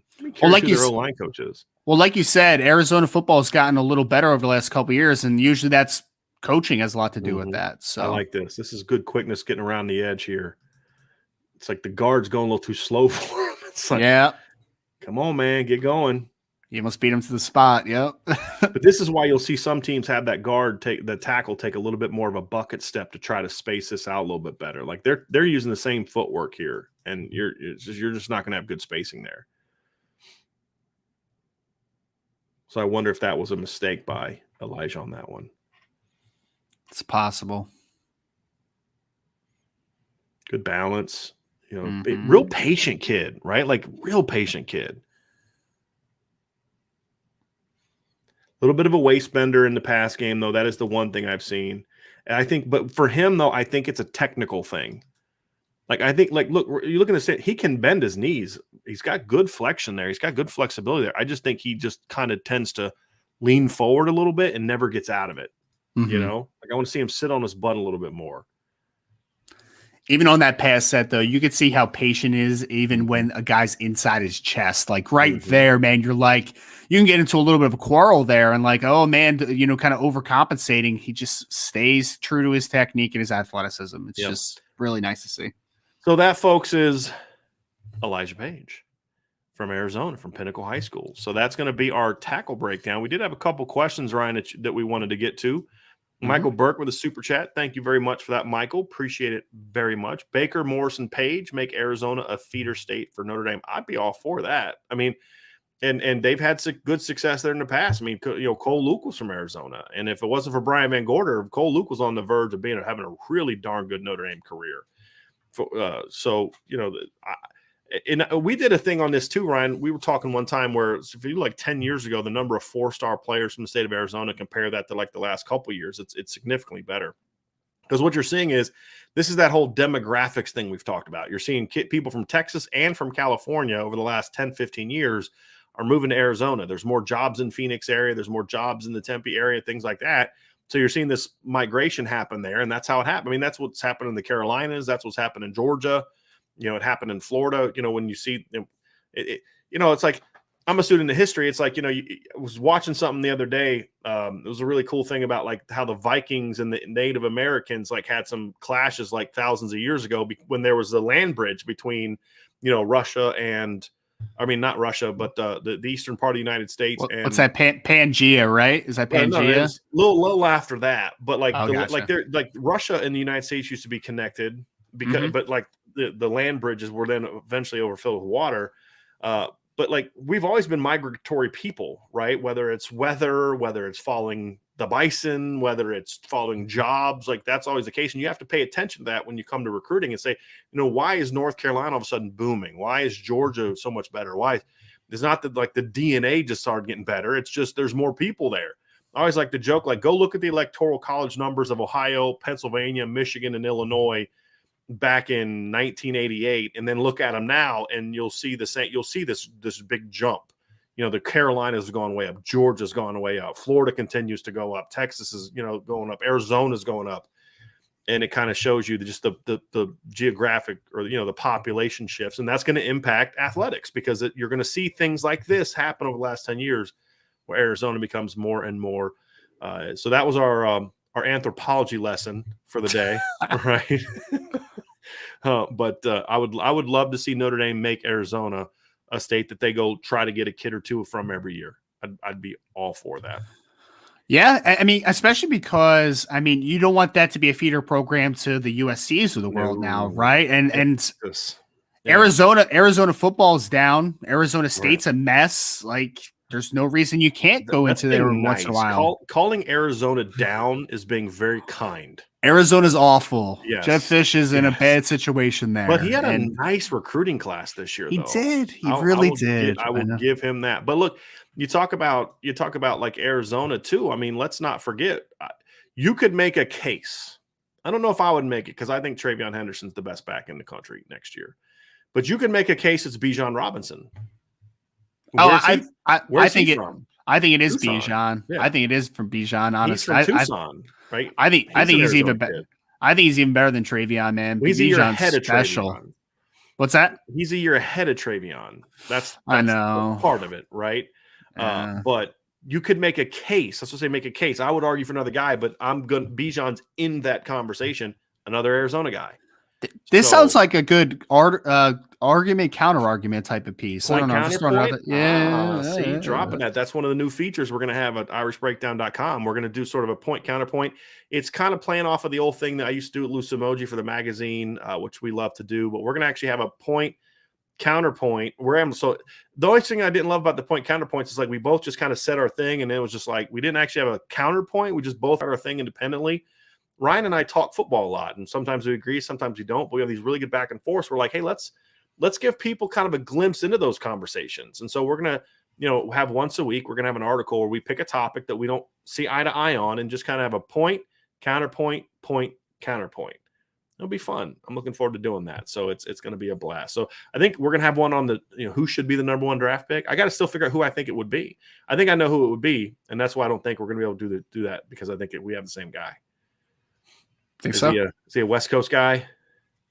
Sure, pick a West Coast guy that likes to rush the quarterback. It's actually not. It's actually not. Then we know what one of our draft counterpoints are going to be. So I love it, man. I love it. Let's do it. So Zach Martin, super chat. Appreciate that, Zach, very much. I know there are different. See, how can you be named Zach Martin and not know the answer to this question? I'm so disappointed in you, Zach. I'm kidding. I know there are differences between tackle and guard for traits you want, but what is the single most important trait, physical tool, etc., you look for in an offensive lineman? Well, I'm going to take this 2 angles, Ryan. Number 1, I'm going to say, what's the difference between a tackle and a guard? What's the biggest attribute that I look for between a tackle and a guard? It's being good in space. I have seen guys that have every single athletic trait I want in a tackle. They're tall, they're long, they're quick, lateral quickness, but they're just not comfortable in space. Just don't do well in space because it's vision, it's angles, it's all this, it's being on an island and all those type of things. And so it's just being, having all those attributes. But at the end of the day, the thing that can separate a kid that's got all the physical tools to play tackle, but he's going to have to move to guard, is that just being able to be comfortable playing in space. Yeah, and that's why I kept talking about flexibility a ton, right? And being a flexible, nimble athlete is why you're more comfortable playing in space. So I think that is the biggest difference, in my opinion. I would say one thing that is definitely consistent across the board is core power, core strength. Like that is, you always need that, man. Because whether it's playing offensive tackle and being able to sit down and press against a bull rusher, a speed to power guy, or it's inside and quick setting a 330-pound defensive tackle, you need that core strength, the ability to sit down and anchor against these powerful defensive linemen. So I think core strength is something that goes across the board. Core strength, and there has to be some level of solid agility. And that's the thing we saw from Notre Dame's right guard this year. He just could not move his feet. And he had decent strength, right? And had some pop in his hands, but he just couldn't move his feet. And when you play at this level, if you can't move, you're going to be in trouble. I don't care how big you are or how good your technique might be or whatever the case may be. You have to be able to move your feet to a degree. Now, again, technique can make a guy with okay foot quickness play quicker. But if you don't have some level of foot quickness, you can't teach that. You just can't teach that. Michael Gardner says, does Joe Alt have the kind of punch you were talking about, or is he more of a technician? I would say he's more of a timing puncher, right? Like he's not a overly powerful dude, but I do think that Joe has good hands, and I think his timing is relatively solid, especially for a guy that hasn't been playing offensive tackle very long. But he's definitely more of a, I don't want to call him true finesse, but like he's more of a finesse player than a pure power guy. Like he's a timing, like his landing point. We mean that, just so people understand, we mean that finesse not from a, like, I think sometimes that term, it's kind of like game manager quarterback. It can be perceived the wrong way. We don't mean it in a insulting manner, which sometimes it can be that way. It's more of just like he's an angles guy. He's an aiming point. He's a technique, use your hands and all that. So he's a technician. Here's the thing I'll say. Here's the one thing where in most instances, if you're that way, by the time you get to his age, freshman, sophomore, high school, you don't just all of a sudden become more powerful. The one reason he gets a little bit of an asterisk for me is because he has made such a big physical gains in the last year and a half. He went from 240 to 300 plus in like less than like 2 years. It's crazy. Right. And so sometimes that guy, once his body stops growing, then there can become a little bit more power. So I do think there's more power there, but he's not going to turn into Mike McGlinchey, you know what I mean, from a power standpoint. But can he be a guy that where he can be a more effective mover in another year or two? Absolutely. Not a year or two, like maybe this year or next year. I mean, year meaning the upcoming 2022 season or 23 than what he showed on film last year. I'm more optimistic that there's a chance that he could get that than I would a normal player.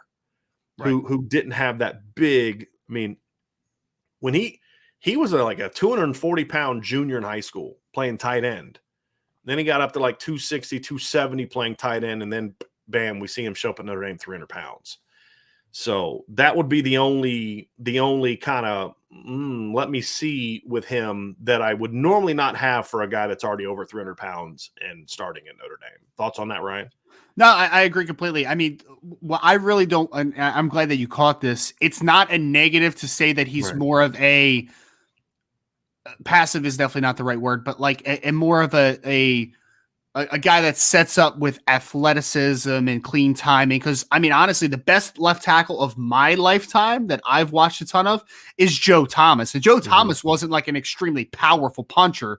He was technically just so good, man. Like his landing points, his aiming points were consistent across the board. And I see that with Joe. I'm not comparing to Joe Thomas. Right. I'm just saying. It's a stylistic comparison is what exactly, it is. Exactly. Right. He's a finesse tackle, and there's nothing wrong with that. Ronnie Stanley was that way. Ronnie Stanley was not a power player. He was a finesse player in the complimentary sense of the word.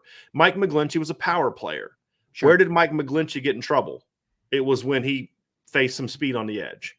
But if you wanted to get in a phone booth and play with Mike McGlinchey, you were not going to win that battle, right? Joe Walt is going to thrive in the areas where Mike McGlinchey didn't. But then you wonder, like, okay, can he move people the way that Mike McGlinchey did? As of right now, no. But I just really feel like I want to see kind of how he develops because, number one, I've already kind of put certain like time limitations on Joe Walt that he's already kind of proven me I shouldn't have done. But I really feel like that projection, because I always thought he was going to be a guy that would need 2-3 years before he's going to be ready to play. So I still feel like there's that physical, that strength growth might catch up to his weight growth a little bit. That's kind of what I want to see. I don't disagree because he's put on clean weight right now, right? Like it's not like he just put on a bunch of bad weight. Right. Sid Irish said he's 6'8", 310 is a skinny. I don't know if he's 6'8", and I don't know if he's 310, but he's definitely at least 6'6", and he's definitely 300 plus pounds. And to your point, Ryan, you saw him up close and personal. You had your first chance to see him in person. Well, at least that close in person. You saw him a bit in person last year for a game, but like that close in person, he's still a pretty thin kid. Yes. I mean, he's just like broad shoulder. He's just a big kid. You know, you see that DNA because his dad made a similar change. I think his dad went to Iowa as a tight end and then grew into a tackle, became an NFL, like played in the NFL for like 10 years, right? Similar type of situation. So certainly has the genes to be that kind of guy. So Zach Martin's here making excuses, Ryan. So he says it's not his fault. It's wrong spelling. So sure, Zach. Listen, we don't make excuses here. This isn't LSU. All right. We don't make excuses here. So I'm just kidding, Zach. I appreciate you. Brian Crawdaddy, how do you tell if a player is more likely to be a tackle versus guard? I mean, all these guys are 6'5", 300 pounds. Just we kind of talked a little bit at different times, Ryan. Just kind of wrap it up. Just what are the 2 or 3 main things you say, like to make you think that a guy's from a tackle for a guard? And I want to make this clear. When we want to use that expression, it's about the positive manner. If we're talking about a guy needs to move to guard because he can't move like a tackle, that's a problem. Now, if it's a length thing like Sam Pendleton, then that's a different story. But you don't want a guy that's like stiff and he can't play tackle and all of a sudden he's just going to become an elite guard.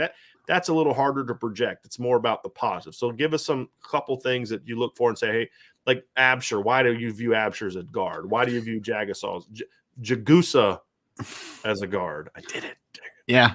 I mean, for some of those guys, it's just the ability to unlock power. How do you do that? Right. And so like a Sullivan Hampshire, for instance, I love the pad level he plays with, but I just love the pop in down block situations and just playing in tighter spaces. It's not that he can't navigate space well. I think he can, but like you saw with Elijah Page, when we took a look at him, for instance, right, he is such a patient player because he has the length, he has the foot quickness, and he has flexibility. And Absher has a lot of those things too, but I just think he's comfortable playing in tighter quarters. And that's why, like, there's a guy that's coming out in the draft this year, Darian Kennard out of Kentucky, who is 6'5", 320 plus, 34 plus inch arms. From a physical perspective, he is a tackle. He hits every threshold. But when you watch him play, he's playing in tight spaces. He is mauling dudes. He's short setting. That is what he wants to do. He wants to play in tight quarters. A lot of times it's not the physical limitations that make you move inside, like Brian kind of said. It's how they play the game. It's a disposition. It's a play style. So those are some of the things. If you excel playing in larger space, that's a tackle trait easy, right? If you excel playing in tight quarters and unlocking power, that's an interior player to me, to the most basic instances. There's a lot of things that go along with that. Flexibility will help playing outside, of course. Core strength is across the board. Just comfortability from a foot quickness perspective, patience. There's a lot of things that go into it, but the most dumbed down version that I gotta say is the fact of, like, do you want to play in tight space, or are you a guy that is patient enough that you can play in expanded space? And as you said, sometimes it's a physical thing, sometimes it's a demeanor thing. It's also about finding where a guy is most comfortable, and that's going to be a key. I thought Josh Lowe coming to high school had the athleticism to play tackle. The question was, he didn't pass block a whole lot. Came from a run heavy offense. Josh just never seemed super comfortable in space, even before the injury set in. Even in 2019, he was effective at tackle, but he just never looked super comfortable, just playing on an island. Some guys just aren't that way, no matter even if they have the traits to do it. Ethan O'Connor, I'm curious on the arm length of these linemen compared to Keon Keeley. It's a great question. Keon Keeley is why it's important for guys to have Keon Keeley is one of those guys, man. When he Brennan gets up, Vernon and Jason Moore, all of them. Yeah, exactly. When Keon Keeley gets to about 250, 260, and he could just long arm you into the backfield, like, it's over, man. Like, one arm is longer than two. Like, that is the biggest. That's when you like pull a hamstring, coach. Hammy. And Ethan, there's no perfect answer, because I obviously have not measured these players' arm length, but I would say Keon Keeley's arms are well over 34 inches. Like, I would say he's probably close to a 35-inch arm length, which is just absurd. Just physical observation, he's going to be in that Adi Tagumba Ogundiji Khalid Kareem length to me. Yeah, 35 plus. Some crazy number. Yeah. I would say Monroe Frailing is probably right around 34. Jagusa is probably right around 34. They each have really good length. Elijah Page is probably close to that. I would say 33 and a half, maybe somewhere in that ballpark. Absher's in that ballpark too. I don't think he's quite as long as those other guys. Yeah, they're probably sub 34, but they're both passable for offensive tackles today. None of those guys lack the length to play tackle, in my opinion. None of them. Absher, Page, Jagusa, none of them are guys we may project inside because of their size or length. None of them. They can all physically, lengthwise, athleticism-wise, in my opinion, play on the edge, which is why we talked about them in tonight's show. There's no doubt. But I'll tell you what, man, we're going to have a D-line show coming up here pretty soon too. And talk about length. Good Lord. It is a noticeable concerted effort from Marcus Freeman since he's been at Notre Dame. You look at Tyson Ford, Aiden Gobira, Josh Burnham, Nolan Ziegler, who I've told today has already grown like a half an inch since he got to Notre Dame. A lot of there's just even Jalen Sneed, who's only 6'1.5", is really long.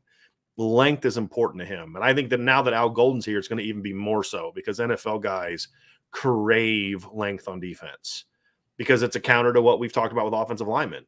If I got a bunch of short-arm defensive players, guess what? I'm going to get eaten up and swallowed all the time with these long offensive linemen. So both sides of the ball are just looking, receiver, corner. I mean, it's everywhere. You're just looking for length in today's game. It didn't used to be like that. I mean, back when it was a run game was like the thing, wasn't quite as important, because it was just, I mean, you didn't need super length to down block and drive block and open up holes for Emmitt Smith. You know what I mean? It was just a little different animal than it is today. Toe Jam 1992, is there a specific thing that Harry Hiestand teaches better than other O-line coaches, or does he just teach everything well? It's a little bit of both, in my opinion. Number one, I just think he does everything. Some guys are just wicked smart and good at their job. But I think Harry Hiestand has an obsession with playing the game from a fundamentally sound standpoint and playing it with a certain demeanor. Whereas a lot of offensive line coaches don't have that same obsession. They'll let you get away with certain things because you're this or you're that, or it's more scheme oriented. Like Harry Hiestand, I'm going to tell you all right now, he does not give two craps about the scheme or the play call, other than I need to know what technique and leverage points and aiming points and but it's all about how to play the game. When I was talking to him, I asked him that question about Chris Watt. He's like, he knows how I want them to play the game. Right. And it's an obsession. And I think that's a good thing. That's not an insult. That's a compliment. And the attention to detail that he instills in his players. I mean, there's one time Robert Hainsey was telling me the story, how he had brought like the wrong jacket, and it wasn't like necessarily required by whatever, but it was for what Harry had wanted something, and Robert didn't bring it exactly the way he wanted it. So he made him go back to his dorm and just everything is like, this is exactly how it is. And I think in a lot of positions in football, that can be a detriment. The one place where that is so important is offensive line. And, and I think that's what makes him so good and then also he can teach it at a high level, right? Like, I mean, some people are just naturally gifted at certain things. I mean, they just are. And Harry Hiestand is just a really wicked smart guy when it comes to coaching the offensive line. He's very demanding too, and that's a part of it as well. Garen Knudsen says, and this is we'll kind of, I think we're going to end it here, Ryan. I don't know if there's been any more questions pop up here since we got here, but I think we're going to wrap it up with this here. Let's get down here. Okay, so the question from Garen Knudsen says, can Emil Wagner make the same strides as Alt? And that's a really good question. This because this was asked a lot when I was talking about, I'm going to put this on you because you weren't part of this conversation. You weren't part of the recruiting staff just yet. But when Emil Wagner picked Notre Dame, I talked, look, the upside is there. The kid got a 5-star upside grade. The reason I'm not as confident in Emil Wagner as I am Joe Alt is because with Joe Alt, you saw the frame was always there. It's just how long will it take him to grow into it? The frame was always there. That's why I love Joe Alt when they got him. With Emil, when I look at him, I don't see a frame that I can definitely point to and say, that guy's going to fill out no problem. And that's really what it comes down to. So can he make the same strides? Yes, he can. I'm just not as sold that he will. But if he can, then he's got a chance to be a good player. Because the one thing, and we didn't really break down, like, this is kind of new how we're diving into this board, because I don't like doing these kind of things by myself, and they're just not as much fun. The back and forth is better. So we didn't do a ton of this with last year's class. But the thing, it's funny, I think Harry Hiestand would have loved a kid like Emil Wagner if he was recruiting him. Because the one thing about Emil is he is a physical kid. I mean, he competes and he's athletic, and there's nothing negative about his game. I love his game. That's why it's a 5-star upside. It's just I'm not sold that he's going to be able to fill that out and be 290 plus, because he doesn't have to be 305. He's got some punch. Like, I think he can play. It's a lot like Robert Hainsey. Robert Hainsey could play at 290 like other guys could play at 305, right? And I think Emil can be that guy. He's just got to get to like that, to be able to be at 290 plus and be able to still move and have the flexibility and the athleticism that he has now. If he can do that, he's got a chance to be special. I'm just not sold, Ryan, that he can get there. That's the only question mark I have with Emil Wagner at this point in time. That's it. One of the big things you talk in the scouting circles for NFL draft stuff is about body typing. That's a big conversation point. It's is a guy going to be able to put on a substantial amount of weight if you're projecting him to do that? Joe Walt, for me, seeing him up close, he's got broad shoulders, he's got broad hips. That's where you're going to be able to add both to his upper and lower body. Emil Wagner, I mean, I texted Brian one of the first things when I started. I was like, actually, before I even started, it was like at an all-star game. I'm just like, kid looks like a defensive end. Like, he's it's thin everywhere. So the similar thing happened with Nicholas Petit-Frere out of Ohio State. He put on the weight, but I don't think his body's suited to be 310. Like, I just don't think it is. I don't even think it's suited to be over 300, to be honest. So he should have been what we talked about. He should have been like 290 to 295 and focus on his athleticism. And that's why I will take this to my grave. If Harry Hiestand would have stayed in college, that kid would have been a top 10 NFL draft pick. It's fair. Because he lost the athleticism that made him a 5-star player at Ohio State, because he went past that point of no return from your body standpoint, right? And that's the problem that he had, because once your feet slow down, it just dropping 15 pounds doesn't automatically slow him back up. Some kids it does, but for some it doesn't. And I think he lost the flexibility, he lost the foot quickness, the things that made him such a special player. I think Notre Dame would have been much more comfortable with him eventually getting to 300. Look, Zach Martin didn't get to 300 till his last year at Notre Dame. Robert Hainsey never got to 300. He didn't get to 300 till the draft.